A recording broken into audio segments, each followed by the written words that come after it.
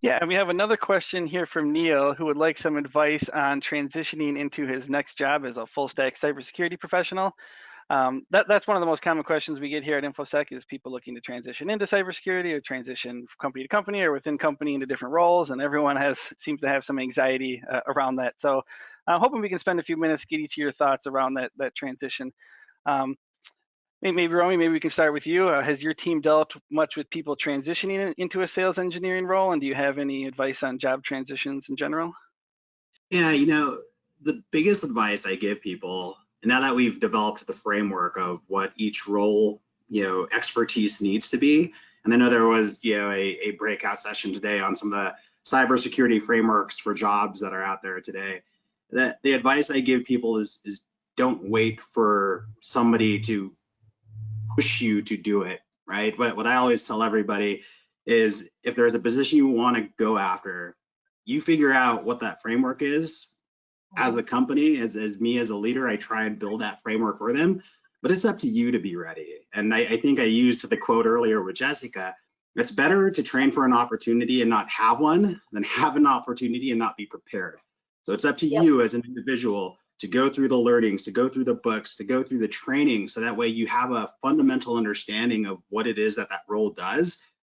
Network, work with people who are in the industry to figure out, hey, how did you get there? What are the steps that you took? Because it's not, cybersecurity itself isn't a solo person game, right? It's a team sport, right? And there's always everybody on this call, I think, is looking for teammates, right, to help their companies. And so it's really important for people to network and to start to really figure out what exactly a Booz, Allen Hamilton, or a KPMG or a Raytheon are looking for. And that way they can start to, take the initiative on their own to learn how to be a cybersecurity person, or at least be considered for one of those roles. And if I could just add 3 things to that, is that okay? Sure. So really, Romy and I are definitely, our organizations are functioning a lot alike, but Raytheon really pushes you to drive your own career. You're in the driver's seat. So there's 3 key factors you need to know. Just like when you start a car for the first time, there's a few things you need to know to drive that car. Your career is no different. You need to network. So you need to know that early on, those first connections you make, that ambassador that helped you first day, that's the first starting foundation of your network. Your network is key to helping you answer those questions. The second piece to that is, Romy said, don't wait. Don't wait to be told. Go seek the information. Be hungry and be passionate.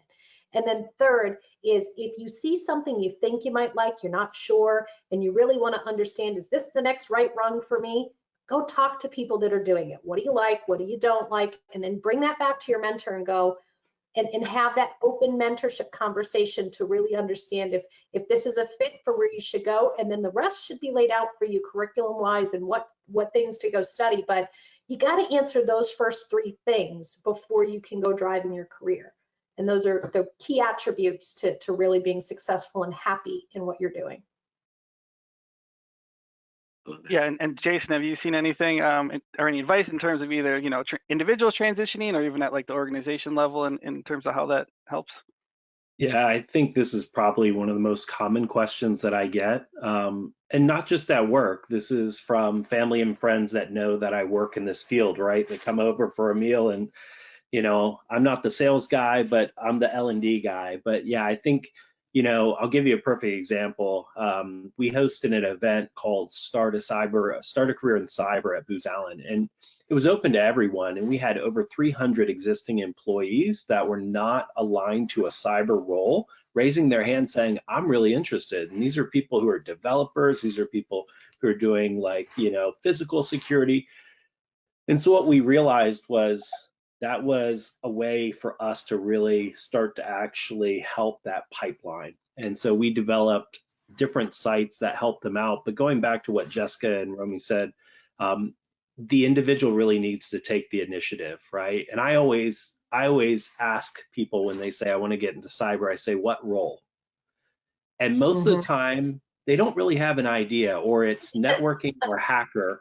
And there's so many different roles, right? And so I always ask them that. And once they say, okay, I want to be a sysadmin, okay, have you looked up what a day or a night in the life of a sysadmin looks like, right? And we have a lot of those videos on our internal portals, but there's a lot of that out there already. So I just always encourage you to explore, ask questions, which is part of what Jessica said with networking, and really try and answer as many questions as you can before you start knocking on doors. And just realize that you could have the certifications, you can have the experience, but if nobody knows that you're that talented, then no one's going to come and knock on your door. So it is really driven by the individual. But yeah, I think it is a very popular and relevant question. Yeah, and Katie, do you have any thoughts on transitioning? No, this group covered it really well, I think. I mean, if you're not speaking up and telling somebody I'm interested in doing this, then nobody is going to know to help you. And I think, looking at it from the lens of the organization, right? You need to make sure that you have a structure in place that's going to allow people to raise their hands and say, hey, just like Jason was saying, they had an event that does this, right? If you have in your organization a system that allows people to safely raise their hand and say, hey, I've heard about this thing called cyber, I'm really interested in it, right? Then you're going to get very strong candidates, right, who already understand your organization, right? Especially if they're already an employee. They understand your organization, they understand what it takes to be successful, their track record, right, as a team member. And so it's a really sound investment in your time to then go invest in helping them get the skill sets that they need in order to make that transition, because you'd much rather have them transition to an internal role within your own organization than go, well, it's easier to find something externally, right? I'm going to go answer that email from that recruiter. So it's a sound investment from that standpoint, I think.